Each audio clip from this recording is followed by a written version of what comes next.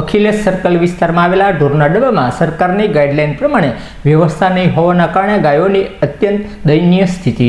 શહેરના અખિલેશ સર્કલ પાસે આવેલા મહાનગરપાલિકા સંચાલિત ઢોરના ડબ્બામાં વરસાદ પડવાના કારણે કીચડ થવા મળે છે, તો બીજી બાજુએ આ કીચડમાં સૂકા ઘાસમાં માત્ર પરાળ અને ગઠ્ઠા જોવા મળી રહ્યા છે, જેના કારણે ગાયને તકલીફ પડતી હોય છે। તો સરકારની ગાઈડલાઈન મુજબ મગફળી, મગ, તુવેર કે ચણાનું ચારોલું ખવડાવવાની ફરજિયાત જરૂર છે, ત્યારે મહાનગરપાલિકા દ્વારા માત્ર સૂકા ઘાસ આપવામાં આવે છે, જેના કારણે ગાયોની અત્યંત દયનીય સ્થિતિ જોવા મળી રહી છે। તો તંત્ર દ્વારા સરકારની ગાઈડલાઈન મુજબ સૂકા ઘાસ સાથે કઠોળ વ્યવસ્થા કરી આપવામાં આવે તેવી માંગ ઉઠવામાં આવી હતી।